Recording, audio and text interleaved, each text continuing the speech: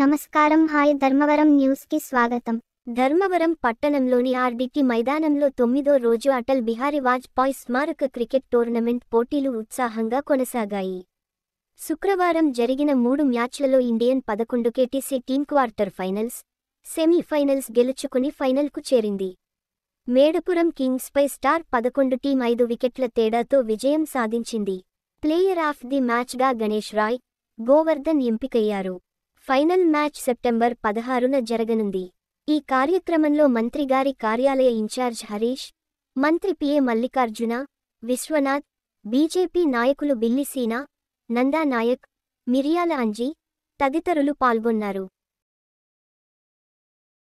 హిందూపురం పట్టణంలో వినాయక శోభయాత్ర నిమజ్జన ప్రాంతాల్లో బందోబస్తు ఏర్పాట్లను జిల్లా ఎస్పీ వి. రత్న ఐపీఎస్ పరిశీలించారు. పోలీస్ అధికారులతో సమీక్ష నిర్వహించి భద్రతా చర్యలపై సూచనలు చేశారు. ప్రజలకు అసౌకర్యం కలగకుండా, ట్రాఫిక్ సమస్యలు లేకుండా విధులు నిర్వహించాలని ఆదేశించారు. నిమజ్జన ఘాట్లను పరిశీలించి భారీ క్రేన్లను సిద్ధం చేశారు. శోభయాత్రలో సోదర భావంతో పాల్గొనాలని ఎస్పీ గారు పిలుపునిచ్చారు. ధర్మవరం లక్ష్మీ చెన్నకేశవపురం 26వ వార్డులో కాలువల శుభ్రత తర్వాత మట్టితో జలమురుగు నిల్వ, దుర్వాసనతో స్థానికులు ఇబ్బంది పడుతున్నారు.